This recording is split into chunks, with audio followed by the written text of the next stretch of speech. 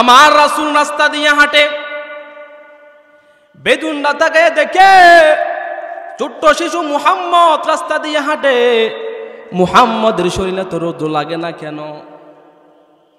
আকাশের দিকে তাকায়া থেকে ছোট্ট শিশু মুহাম্মদ যেদিকে যায়, আকাশের মেঘমালাবি আমার নবীর সাথে সাথে যায়। সুবহানাল্লাহ। আমার নবী যেদিকে যায়, আকাশের মেঘমালাবি আমার নবীর সাথে সাথে যায়। সুবহানাল্লাহ। এটা কোনো মানুষের দ্বারা সম্ভব? আমরা গেলে কি মেঘ যায় আমাদের সাথে সাথে? এটা আল্লাহ তাআলা শ্রেষ্ঠ নবীর জন্য নবুয়তের দলিল হিসেবে রেখেছে। সুবহানাল্লাহ। আমার নবী যখন দুনিয়াতে আসলেন, ফেরেশতারা আমার নবীকে নিয়ে যায়, কুল কায়নাতের সাথে আমার রাসূলের সাথে সাক্ষাৎ করায়া দেয়, যেন কোনো সৃষ্টি এ কথা বলতে না পারে মুহাম্মদ তোমারে চিনি না, এমন সুযোগ আমার আল্লাহ রাখে নাই। সুবহানাল্লাহ। সমস্ত মাখলুকের সাথে আমার নবীর সাথে সাক্ষাৎ করাই দিছে। এজন্য আমার আল্লাহ বলেন, ওয়া মা আরসালনাকা ইল্লা রাহমাতাল লিল আলামিন। সম্মানিত উপস্থিতি, আমরা এখানে এসে কত বড় নিয়ামতে ধন্য হয়েছি হয়তো আমাদের জানা নেই। হাদিসে কুদসি আল্লাহ তাআলা বলেন, 4 শ্রেণীর মানুষকে ভালোবাসা আল্লাহর জন্য ওয়াজিব হয়ে যায়, জরুরি হয়ে যায়। সুবহানাল্লাহ পড়েন। আমরা এখানে আসার কারণে আমরা 4 শ্রেণীর ভিতরে ঢুকে গেছি। আলহামদুলিল্লাহ। হাদিসে কুদসির অর্থ হচ্ছে কথাগুলো আল্লাহর সাজিয়েছেন নবী। আল্লাহ তাআলা বলেন, ওয়াজাবাত মুহাব্বতি লিল মুতাহাব্বিনা ফিয়া ওয়ালিল মুতাজালিসিনা ফিয়া ওয়ালিল মুতাজাবিরিনা ফিয়া ওয়ালিল মুতাবারিনিনা ফিয়া। 1 নম্বরে, যারা একে অপরকে ভালোবাসে আল্লাহর জন্যে, উভয় পক্ষের ভালোবাসা যদি আল্লাহর জন্য হয়, এদেরকে ভালোবাসা আল্লাহর জন্য জরুরি হয়ে যায়। সুবহানাল্লাহ। তাহলে আমি আপনাদেরকে ভালোবাসি আল্লাহর জন্য, আপনিও আমাকে ভালোবাসেন আল্লাহর জন্য। যখন উভয় পক্ষের ভালোবাসা আল্লাহর জন্য হয়, তখন এদেরকে ভালোবাসা আল্লাহর জন্য জরুরি হয়ে যায়। সুবহানাল্লাহ। 2 নম্বরে, যারা একে অপরের কাছে বসে আল্লাহর জন্যে, কার জন্য? আল্লাহর জন্যে, এদেরকেও ভালোবাসা রব্বে কারীমের জন্য জরুরি হয়ে যায়। সুবহানাল্লাহ। আপনারা এখানে কেন বসছেন? বিরিয়ানির আশায়, টাকার আশায়, সম্পদের আশায়? আল্লাহ তাআলাকে পাওয়ার জন্য এখানে বসেছেন। আপনাদেরকে ভালোবাসা আল্লাহর জন্য জরুরি হয়ে গেছে। সুবহানাল্লাহ। 3 নম্বরে, যারা একে অপরকে দেখতে যায় আল্লাহর জন্য, এদেরকেও ভালোবাসা আল্লাহর জন্য জরুরি হয়ে যায়। সুবহানাল্লাহ। আপনারা আজকের উলামা ইকরাম যারা বয়ান করবেন, তাদেরকে দেখতে আসছেন শুধুমাত্র আল্লাহর জন্যে। আল্লাহ বলেন, এদেরকে ভালোবাসা আমি আল্লাহর জন্য জরুরি হয়ে যায়, ওয়াজিব হয়ে যায়। সুবহানাল্লাহ। 4 নম্বরে, যারা একে অপরের পিছনে খরচ করে আল্লাহর জন্যে, এদেরকেও ভালোবাসা আল্লাহর জন্য জরুরি হয়ে যায়। সুবহানাল্লাহ। এই যে আমি খরচ করে আসলাম, চা পানি খাইলাম, খরচ হয়েছে, আমাদেরকে ভালোবাসা আল্লাহর জন্য জরুরি হয়ে গেছে। সুবহানাল্লাহ। তার মানে আমরা এখানে যারা বসছি সবাই আল্লাহ তাআলার ভালোবাসার মানুষ, রহমতপ্রাপ্ত মানুষ। আল্লাহ তাআলা যদি পছন্দ না করতেন, আমরা কখনো এখানে আসতে পারতাম না। মনক্ষুণ্ণ করার কিছু নাই।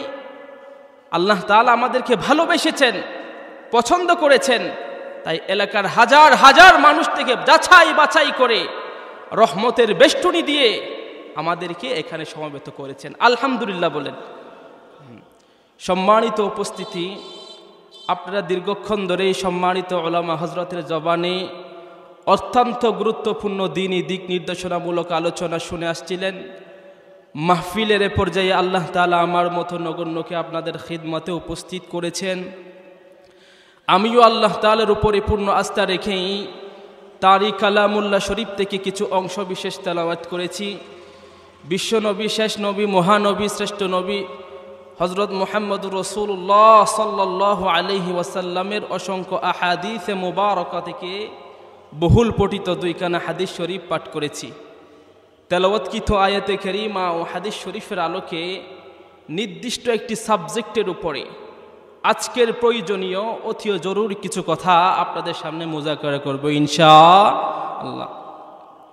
সম্মানিত উপস্থিতি, আজকে আমার আলোচনার বিষয়বস্তু কর্তৃপক্ষ নির্ধারণ করে দিয়েছেন বিশ্বনবীর জীবনী, রাসূলের চরিত্র সম্পর্কে।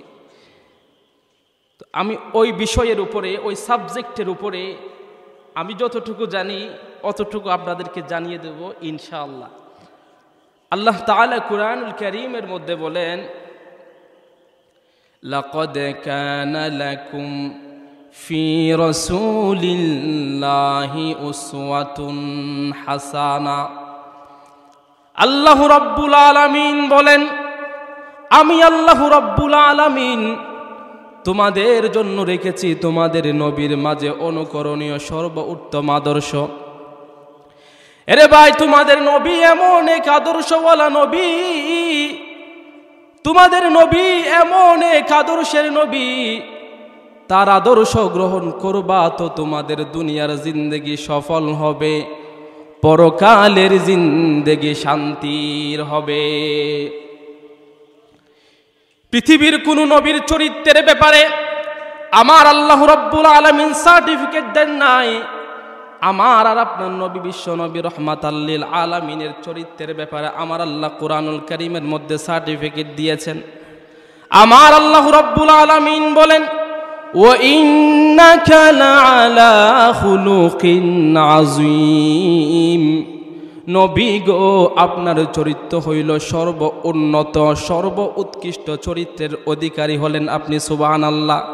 খুলুকে আযীম তথা আখলাকে আযীমা। মুসলমান ভাইরা রে আমার, রাসূলের চরিত্র কেমন? বুখারী শরীফের হাদিস, নবীজির খাদেম হযরত আনাস বিন মালিক বলেন, আন আনাসিন খাদামতান নবী সাল্লাল্লাহু আলাইহি ওয়াসাল্লাম 10 সিনিন লা ক্বালা লিমা উফিন ওয়ালা ক্বালা লিমা সানাতা ওয়ালা আল্লাহ সান্নাতা। নবীজির খাদেম হযরত আনাস বিন মালিক বলেন, রাসূলের খিদমতে আমি 10 বছর ছিলাম। 10 বছরের মধ্যে আমার রাসূল আমারে কোনো দিন বলে নাই, ও আনাস এই কাজটি কেন করলা, ও আনাস এই কাজটি কেন করলা না।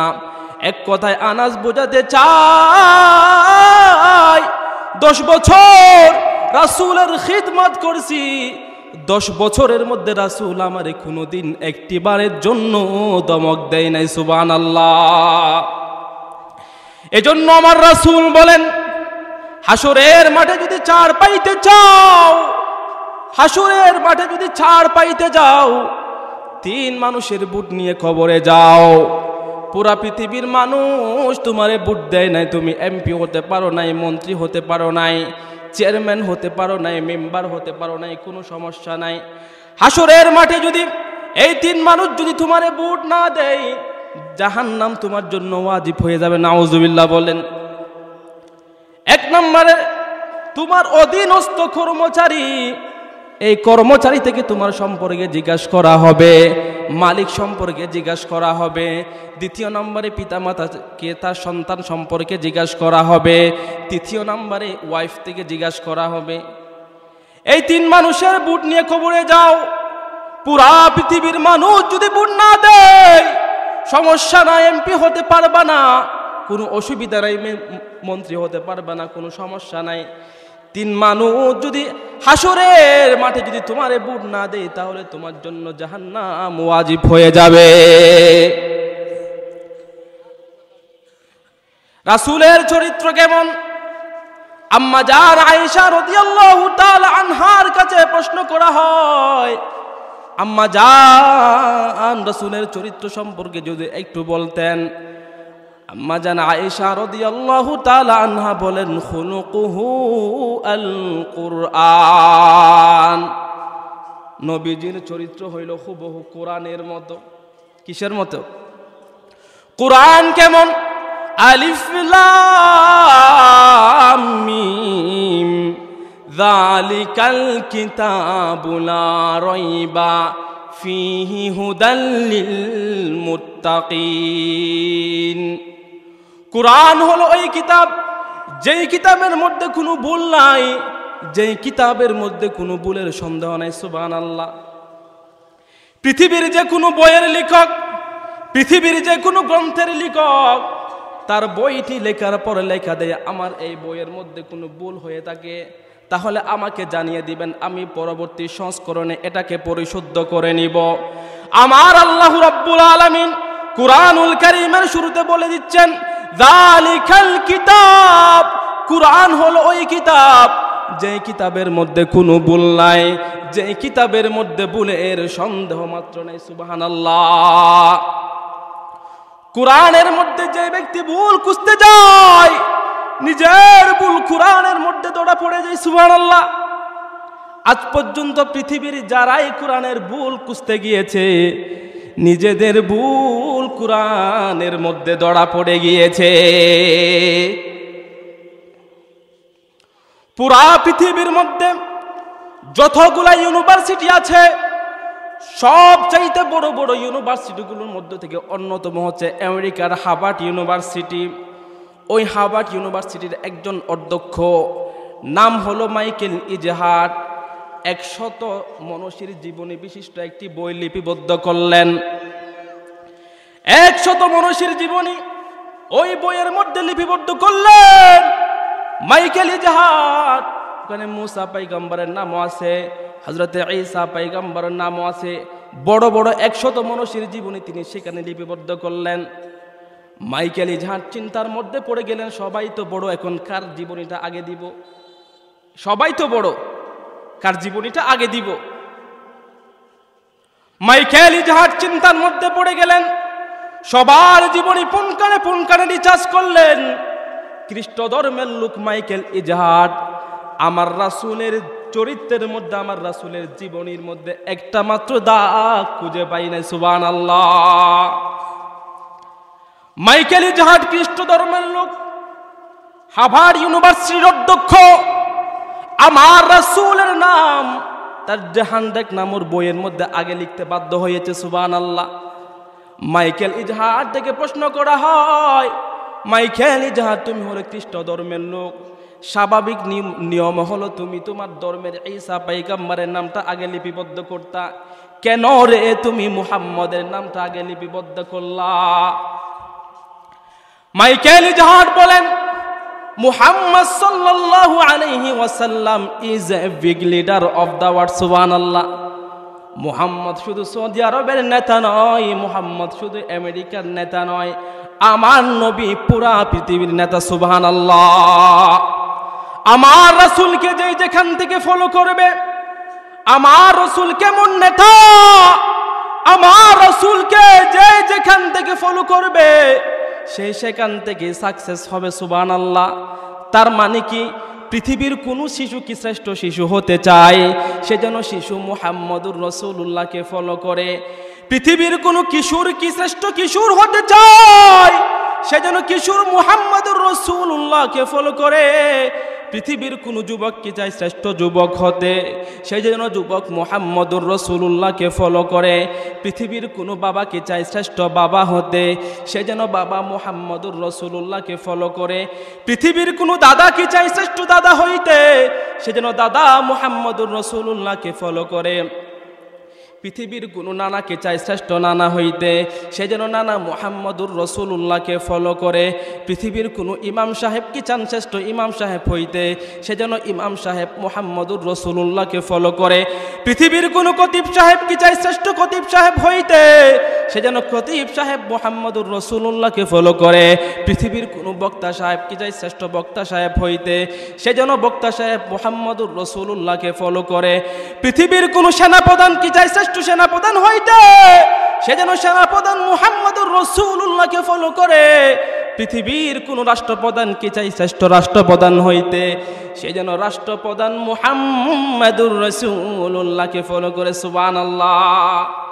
তার মানে আমার রাসূলকে যে যেখান থেকেই ফলো করবে, যে অনুসরণ করবে, যে যেখান থেকেই অনুসরণ করবে সেই সেখান থেকে সাকসেস হবে। সুবহানাল্লাহ। আজকে আমাদের রাসূলের আদর্শ আমাদের সমাজে, আমাদের রাষ্ট্রে নাই, আমাদের সমাজে নাই।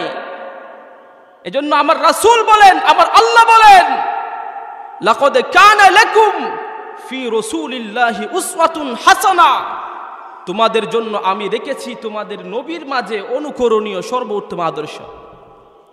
আজকে তো আমরা আদর্শ খুঁজি নেতার মাঝে, অমুক নেতার আদর্শে আদর্শবান হতে চাই। আল্লাহর কথা কি আদর্শ রাখছি নবীর মাঝে, আমার কথা হলো আমি অমুক নেতার আদর্শে আদর্শবান হতে চাই। মুসলমান ভাইরা আমার, আমি আর আপনি যে নেতার আদর্শে আদর্শবান হতে চাই, সে নেতা কয়বার আমি আর আপনার জন্য না খেয়েছিল? আমি আর আপনি যেই নেতার আদর্শে আদর্শবান হতে চাই, সে নেতা কয়বার আমি আর আপনার জন্য টেনশন করছিল?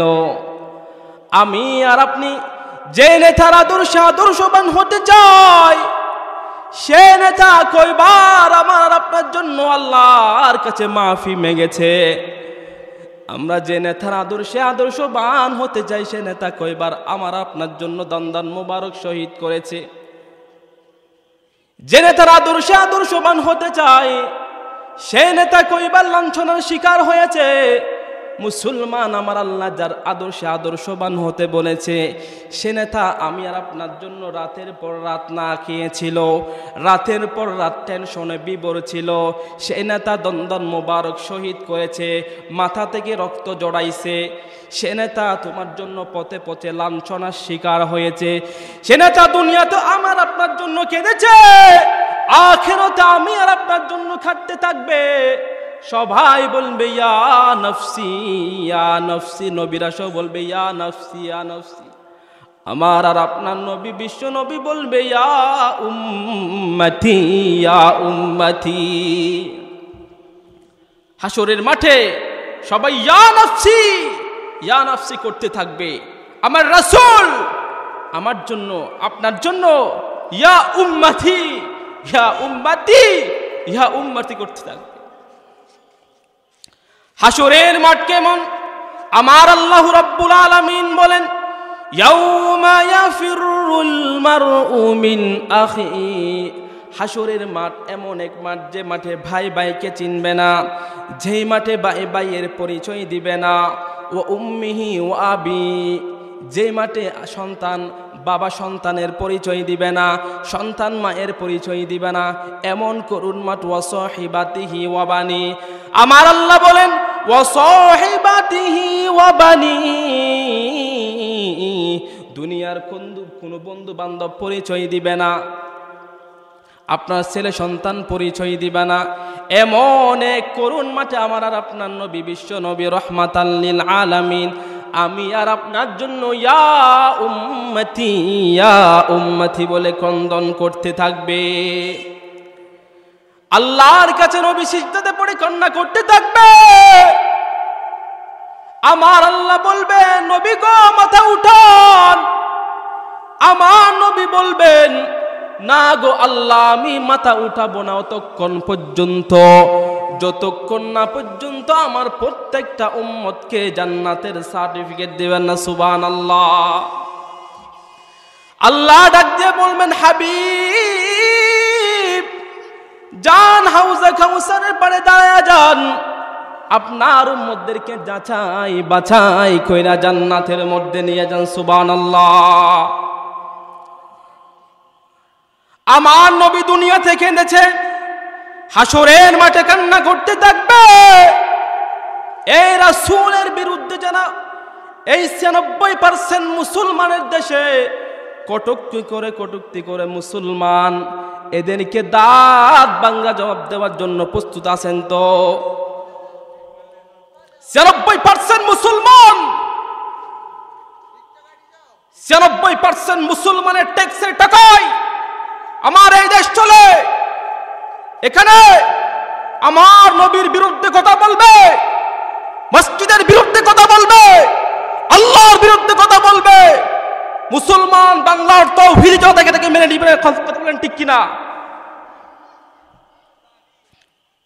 আমরা একটা দাবি ফ্যাসিস্ট সরকারের কাছে জানিয়েছিলাম, বারবার জানাইছি, আজকেও আমাদের জনতার সরকারকে জানাচ্ছি, 96% মুসলমানের ট্যাক্সের টাকায় যে সংসদ চলে, এই সংসদে আমার আর আপনার নবী বিশ্ব নবী রহমাতাল লিল আলামিনকে নিয়ে যদি কেউ কটাক্ষ করে তার বিরুদ্ধে সর্বোচ্চ শাস্তির বিধান মৃত্যুদণ্ডের আইন করতেই হবে। কথা বলেন ঠিক কিনা? আমার রাসূলকে নিয়ে কটূক্তি করবে, আমার রাসূলের উম্মত বেঁচে থাকবে, একজন উম্মত বেঁচে থাকবে, আর আমার রাসূলকে নিয়ে কটূক্তি করবে, এটা হতে পারে না। ঠিক কিনা বলেন? মুসলমান আরেকটা দাবি হলো আমাদের, এই দাবি আমার না, এই দাবি হচ্ছে আমাদের আল্লামা শাহ আহমদ শফি রহমতুল্লাহি আলাইহির। এই দাবি জানাই গেছেন শাইখুল হাদিস আল্লামা জুনায়েদ ভাবনগরী রহমতুল্লাহি আলাইহি। এই দাবি শুধু তারা দুজনের না, এই দাবি বাংলার 18 কোটি মুসলমানের দাবি। কথা বলেন ঠিক কিনা? শুধু আমার আর আপনার দাবি নয়, বাংলার 18 কোটি মুসলমান এই প্রশ্নে একমত। আমার রাসূলের বিরুদ্ধে যদি কেউ কটাক্ষ করে সর্বোচ্চ শাস্তির বিধান মৃত্যুদণ্ডের আইন তার জন্য করতে হবে। আরেকটা সম্প্রদায় আছে, আমার রাসূল বলে গিয়েছেন, আনা খাতামুন নাবিয়্যিন লা নাবিয়্যা বাদি, আমি হলাম শেষ নবী, আমার পরে আর কোন নবী আসবে, আল্লাহর রাসূলের পরে আর কোন নবী আসবে? নবুয়তের দরজা বন্ধ হয়ে গেছে। এখন যদি কেউ নবুয়ত দাবি করে তাহলে এটা কি নবী নাকি বন্ড? 96% মুসলমানের দেশের বসবাসের দেশ আমার সোনার বাংলায় আমার রাসূলের খতম নবুয়ত নিয়ে টানাটানি হবে, এটা বাংলার মুসলমান বরদাস্ত করবে না। কথা বলেন ঠিক কিনা? আমার দেশের মুসলমান এটা বরদাস্ত করবে না। সুতরাং অতি দ্রুত এই দুইটা আইন আমরা বাস্তবায়ন চাই এই বাংলার জমিনে। আমার রাসূলকে নিয়ে কটাক্ষ করলে সর্বোচ্চ শাস্তির বিধান, আর যারা আমার নবুয়ত নিয়ে টানাটানি করে এদেরকে বাংলার জমিনে নিষিদ্ধ করতে হবে। অন্য পরিচয় নিয়ে থাকুক, রাসূলকে আমার রাসূলের নবুয়ত নিয়ে টানাটানি করবে, বাংলার মুসলমানটা সহ্য করবে না। কথা বলেন ঠিক কিনা? আমার রাসূল পৃথিবীতে কত বছর ছিলেন? রাসূলের জীবনী সম্পর্কে জানেন? রাসূল পৃথিবীতে কত বছর ছিলেন বলেন? 63 বছর। আমার রাসূল 63 বছর থেকে দাওয়াত দিছেন কত বছর? 23 বছর। দাওয়াত দেননি কত বছর? 40 বছর। এখানে একটা প্রশ্ন এরকম ভাবে আসে, আল্লাহ সমস্ত নবী রাসূলকে পাঠাইছেন হলো দ্বীনের দাওয়াত দেওয়ার জন্য, রাসূলের প্রায় 2 ভাগ জীবনী চলে গেছে দাওয়াত না দেওয়ার কাজে, এরকম হইল কেন? প্রশ্ন আসেনি? 40 বছর চুপ ছিলেন, 23 বছর দাওয়াত দিছে, এরকম হইল কেন? আপনাদের এলাকার মধ্যে কেউ যদি এমপি হয়, মন্ত্রী হয়, চেয়ারম্যান হয়, তার একটা পরিচিতির দরকার আছে না নাই? না আমি এসে হুট করে চেয়ারম্যানই দাঁড়া গেলে আপনারা ভোট দিয়ে দিবেন? বলুন, করতে গিয়ে একদিন ওয়াজ করতে আসছে, কি ভোট দিব? একটা পরিচিতির দরকার আছে। পরিচিতিটাকে সুনামের সাথে নাকি দুর্নামের সাথে? সুনামের সাথে। আমার রাসূল যে রাসূল হবেন, আবু জাহাল আবু লাহাবরা জিজ্ঞেস করবে, মুহাম্মদ তুমি কেমনে নবী হইছো? এই কথা আমার আল্লাহ জানতেননি? আমার আল্লাহ আমার রাসূলের 40 বছর জীবনীর মধ্যে এমন এমন ঘটনা ঘটাইছে, এই ঘটনাগুলোই প্রমাণ করে এটা বিশ্বনবী হওয়ার জন্য সম্ভব। সুবহানাল্লাহ। না হয় আবু জাহাল তো জিজ্ঞেস করছিল, তুমি কেমনে নবী হইছো? আমার রাসূল বলে, আমার 40 বছরের জীবনীর ঘটনাগুলো তালাশ করে দেখো আমি কেমনে নবী হইছি। আজকে তো আমাদের দেশের যুবকদেরকে আমাদের রাসূলের শান সম্পর্কে জিজ্ঞেস করলে পারে না। গায়ক গায়িকা, মেসি, নেইমার, জিয়াদারি, এদেরগুলো লাইফ স্টাইল সম্পর্কে জিজ্ঞেস করলে A to Z সব বলে দেয়। আমার রাসূলের শান সম্পর্কে জিজ্ঞাসা করলে পারে না। আপনার রাসূলের শান সম্পর্কে জানলে পরে কি হবে? এই ৯৬% মুসলমানের দেশে যারা আমার আল্লাহর বিরুদ্ধে কথা বলবে, আমার রাসূলের বিরুদ্ধে কথা বলবে, এদের গাড় মটকানোর জন্য থানা পর্যায়ে যাইতে হবে না, গ্রামেই মস্কানো সম্ভব হবে। এই জন্য তো আপনার রাসূলের শান সম্পর্কে জানতে হবে, জিজ্ঞেস করতে হবে উলামা ইকরাম থেকে। তাহলে ৪০ বছরের জীবনীতে এমন এমন ঘটনা ঘটাইছে, এই ঘটনাগুলোই প্রমাণ করে এগুলা বিশ্বনবী হওয়ার জন্য সম্ভব। সুবহানাল্লাহ। যেমন আমার রাসূল রাস্তা দিয়ে হাঁটলে পরে আমার রাসূলের শরীরে রুদ্র লাগতো না। সুবহানাল্লাহ বলেন। আমার রাসূল রাস্তা দিয়ে হাঁটে, বেদুনরা তাকে দেখে, ছোট্ট শিশু মুহাম্মদ রাস্তা দিয়ে হাঁটে, মুহাম্মদের শরীরে তো রুদ্র লাগে না কেন? আকাশের দিকে তাকায়া থেকে ছোট্ট শিশু মুহাম্মদ যেদিকে যায়, আকাশের মেঘমালাবি আমার নবীর সাথে সাথে যায়। সুবহানাল্লাহ। আমার নবী যেদিকে যায়, আকাশের মেঘমালাবি আমার নবীর সাথে সাথে যায়। সুবহানাল্লাহ। এটা কোনো মানুষের দ্বারা সম্ভব? আমরা গেলে কি মেঘ যায় আমাদের সাথে সাথে? এটা আল্লাহ তাআলা শ্রেষ্ঠ নবীর জন্য নবুয়তের দলিল হিসেবে রেখেছে। সুবহানাল্লাহ। আমার নবী যখন দুনিয়াতে আসলেন, ফেরেশতারা আমার নবীকে নিয়ে যায়, কুল কায়নাতের সাথে আমার রাসূলের সাথে সাক্ষাৎ করায়া দেয়, যেন কোনো সৃষ্টি একথা বলতে না পারে মুহাম্মদ তোমারে চিনি না, এমন সুযোগ আমার আল্লাহ রাখে নাই। সুবহানাল্লাহ। সমস্ত মাখলুকের সাথে আমার নবীর সাথে সাক্ষাৎ করাই দিছে। এজন্য আমার আল্লাহ বলেন, ওয়া মা আরসালনাকা ইল্লা রাহমাতাল লিল আলামিন। এটা শুধু মানুষের নবী না তো, আমার রাসূল কি শুধু মানুষের নবী? পশুর নবী, বাঘের নবী, সমস্ত কিছুর নবী আমার নবী। সুবহানাল্লাহ। আমার রাসূল যখন ব্যবসা করার জন্য যাইতেন, বাজারের এমন অবস্থা হইতো, মাল ক্রয় করার জন্য গেলে মালের দাম কমে যাইত। আমার রাসূল যখন মালগুলো বিক্রি করার জন্য যাইতেন, আচানক এক অবস্থা মালগুলোর দাম বেড়ে যাইত। সুবহানাল্লাহ। এগুলা নবীর মুআজিজা বলতেছি যে আপনাদেরকে। তাহলে এটা কোনো মানুষের দ্বারা সম্ভব যে আপনি ক্রয় করতে গেছেন, দাম কমে গেছে, আবার একই মাল বিক্রি করতে গেছেন, দাম বেড়ে গেছে? সুবহানাল্লাহ বলেন। আমার রাসূলের ৪০ বছরের জীবনী, ৪০ বছরের মধ্যে আমার রাসূল সবার সাথে ভালো, মুহাম্মদের মতো ভালো আর মক্কার মধ্যে কেউ নাই। সুবহানাল্লাহ। এমনকি আবু জাহাল, আবু লাহাব আমার নবীকে আল আমিন উপাধি দিয়েছে। মুহাম্মদের চাইতে ভালো মানুষ মক্কার জমিনে আর কেউ নাই।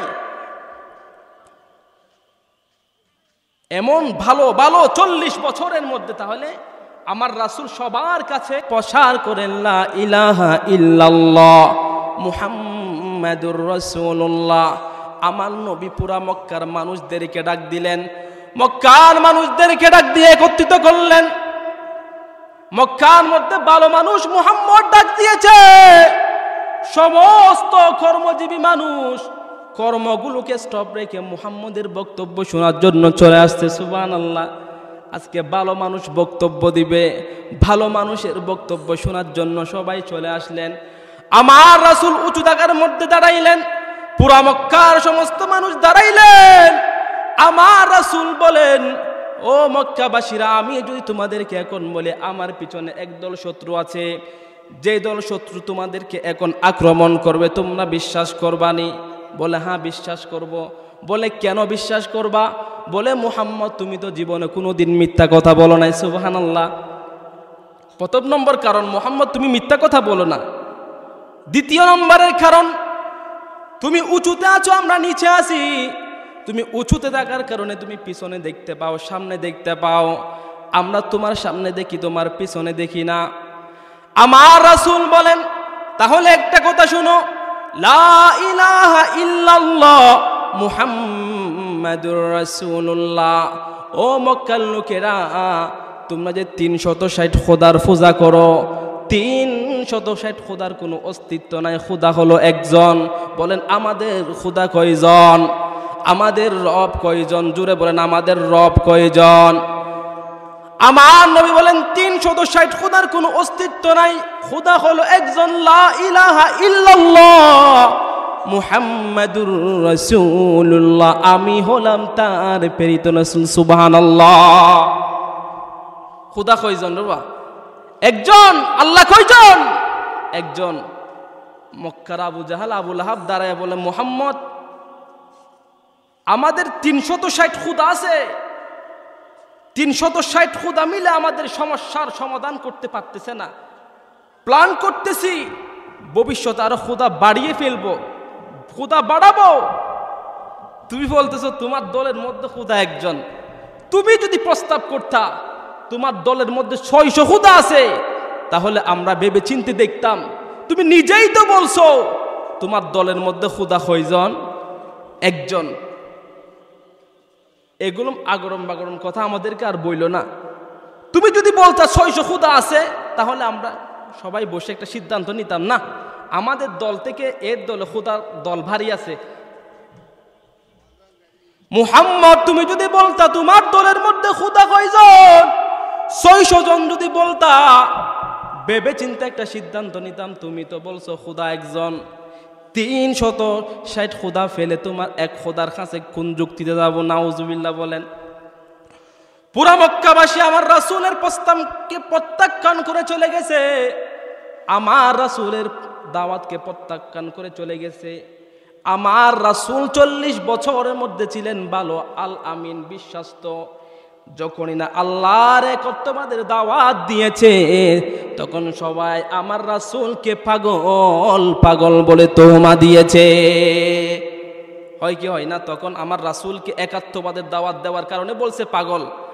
আজকে আমার দেশে আল্লাহর একত্ববাদে দাওয়াত দেওয়ার কারণে বলে জঙ্গি। বলেন কি বলে?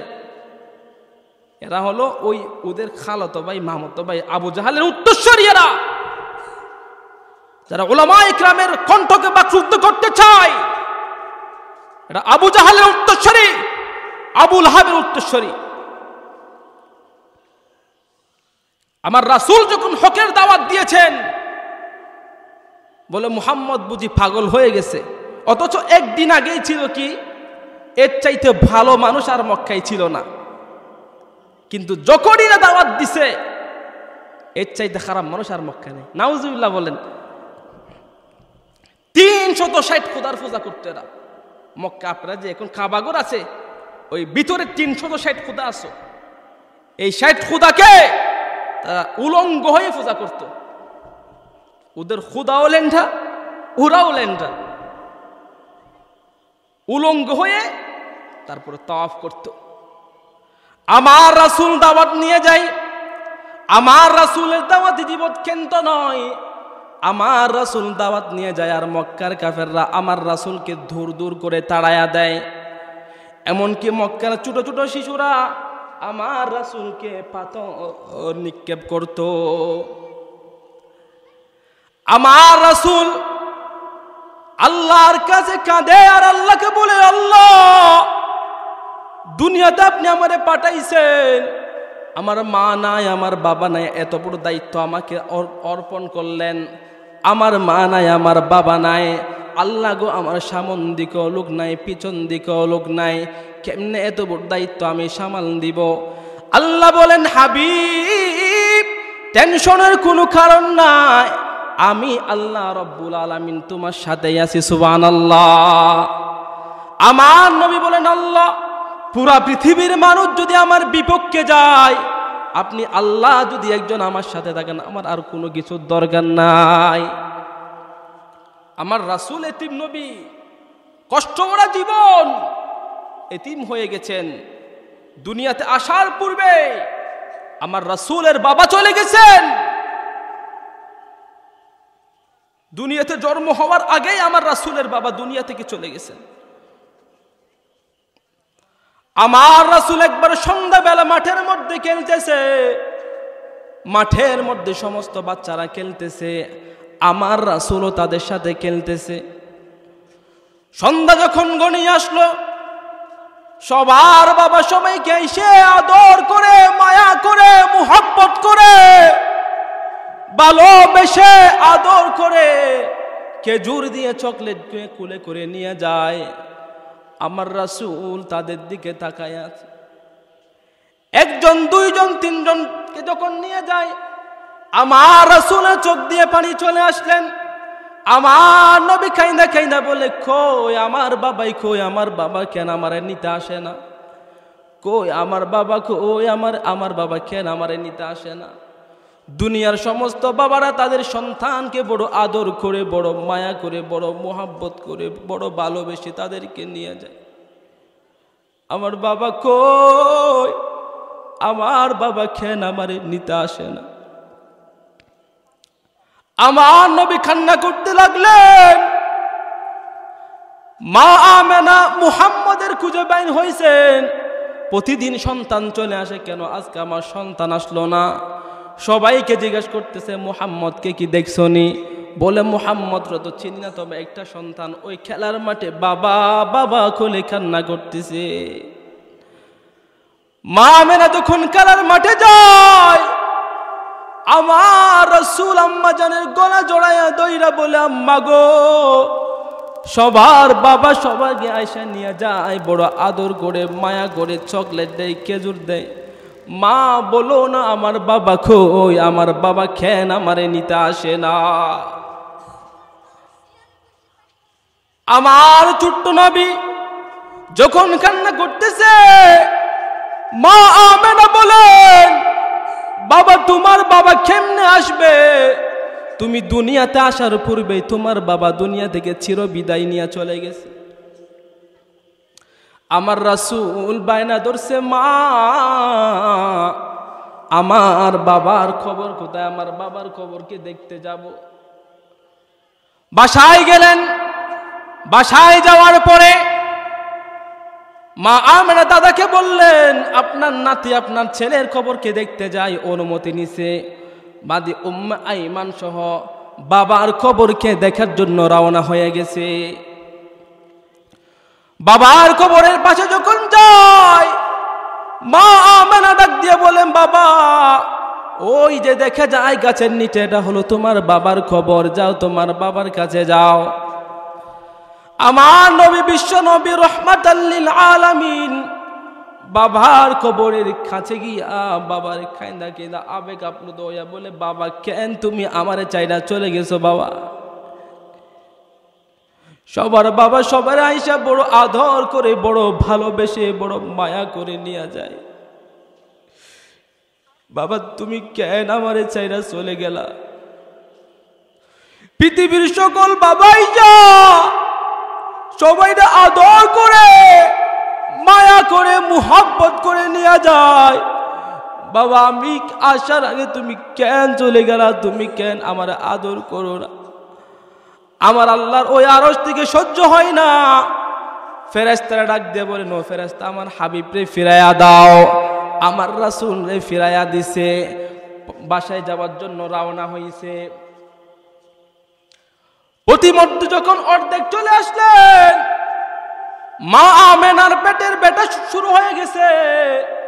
মা আমেনার যখন পেটের ব্যথা শুরু হয়েছে, বাদী উম্মে আইমানকে ডাক দিয়ে বলেন, উম্মে আইমান আমি হয়তো আর বাঁচব না, আমি হয়তো আর বাঁচব না, আমার জন্য চাটাই বিছাই দাও। বাঁধি যখন চাটা বিছাই দিছে, ওখানে মা আমেনা শুয়ে গেছে। শুয়া শুয়া বলে, মা কি হয়েছে তোমার, বলো কি হয়েছে? আমার রাসূল বলে, মা কি হয়েছে? মা আমেনা বলে, বাবা হয়তো আমি আর বাঁচবো না, তুমি আমার শেষবারের মতো মা ডাইকা লও। আমার রাসূল মায়ের গলায় জড়াই ধরলেন। জড়াই ধরে বলে, মা দুনিয়াতে আসার আগে আমি বাবা হারাই এতিম, কোনদিন বাবা বলে কাউরে ডাকতে পারি নাই গো মা। আজ বাবার কবর দেখতে আইসা যদি জানতাম মা হারায় আমি এতিম হয়ে যাব, মা গো আমি কখনো এখানে আসতে চাইতাম না, এখানে আসার বাহানা ধরতাম না। মা গো আমি এখন কারে মা কয়ে ডাকবো, কারে আমি বাবা কয়ে ডাকবো, কারে আমি মা কয়ে ডাকবো, কারে বাবা কয়ে ডাকবো। আমার তিন নবী কান্না করেন, ওখানে মা আমেনা মৃত্যুবরণ করলেন, ওখানে মা আমেনাকে মাটি চাপা দিলেন, কবর দিয়া দিলেন। ওখানে কবর দিয়া রওনা হয়ে গেলেন বাসার পথে। ওইদিকে দাদা কাফেলার জন্য চিন্তিত, কই আমার কাফেলা কেন আসে না, আমার নাতি কেন আসে না। দাদা তাকায় দেখে তিনজনের কাফেলা পাঠাইছি, দেখে যাই দুইজন আসে, না জানি কোন একজন আবার হারায়া গেছে। দাদা বড় চিন্তিত। আমার রাসূল যখন দাদার কাছে আসলেন, দাদার গলা জড়াইয়া ধরে কান্না করতেছেন, বলে দাদা গো জন্মের আগে আমি বাবা হারায় এতিম, আজ জন্মের পরে 6 বছর বয়সে আমি মা হারায় এতিম, আজ মা হারায় এতিম। দাদা গো বলো না আমি কারে মা খোয়া ডাকবো, কারে বাবা খোয়া ডাকবো। আমার রাসূলের জীবনটা বড় কষ্ট ভরা। আমার রাসূল কষ্ট করেছেন, ত্যাগ করেছেন, উম্মতের জন্য ত্যাগ করেছেন। রাসূলের জীবনে জন্ম সময় ইয়া উম্মতি বলেছে, মৃত্যুর সময় ইয়া উম্মতি বলে দুনিয়া থেকে চলে গিয়েছে। আমার রাসূল হাসরের মাঠেও কি বলতে থাকবেন বলেন, ইয়া উম্মতি ইয়া উম্মতি। আমার রাসূল আমাদের জন্য সবখানে টেনশন করেছেন। আপনার বাবা আপনার জন্য অত টেনশন করবে না, আপনার মা অত টেনশন করবে না, হাসরের মাঠে ভুলে যাবে, চিনবে না, পরিচয় দিবে না। আমার রাসূল এমন একটা সেন্সিটিভ জায়গায় ইয়া উম্মতি বলবো। আমরা সেই নবীর আদর্শে আদর্শবান হতে রাজি আছে কিনা? আল্লাহকে হাত তুলে দেখাই দেন কারা কারা রাজি আছে। নারে তাকবীর, নারে তাকবীর। আল্লাহ সবার হাতগুলোকে কবুল করে নেন, মঞ্জুর করে নেন। আমি আপনাদের এদিকে আসছিলাম, পিতামাতার হক সম্পর্কে আলোচনা করছি। আমার আঙ্কেলের মাদ্রাসায় আয়েশা সিদ্দিকা মহিলা মাদ্রাসার মাহফিলে আজকেও আসছি, রওনা হয়েছি অনেক আগে সকালে। রাস্তাঘাটের পরিস্থিতি খুব বাজে, প্রতিটা মোড়ে মোড়ে জ্যাম, প্রতিটা মোড়ে মোড়ে, প্রতিটা বাজারে বাজারে। আপনাদের এদিকে এসে মনে করলাম যে আরো ভালো হবে, শহর থেকে দেখি এদিকে আরো বেশি। অনেক কষ্ট করে আসছি, মুসাফির মানুষ। আপনাদের কাছে দোয়া চাই, আপনারা দোয়া করবেন, আমিও আপনাদের জন্য দোয়া করি। আল্লাহ তাআলা যেন আমাদেরকে এই জান্নাতের মধ্যে এভাবে থাকার, এভাবে বসার যেন সুযোগ করে দেয়, আমিন বলেন। যাহা কিছু বলেছে আমল করার তৌফিক দান করুক, প্রথমে আমাকে তারপর আপনাদেরকে। ওয়া আখির দাওয়ানা আনিল হামদুলিল্লাহি রাব্বিল আলামিন। আসসালামু আলাইকুম ওয়া রাহমাতুল্লাহি ওয়া বারাকাতুহু। শুকরিয়া জ্ঞাপন করছি আমার আঙ্কেলের প্রতি।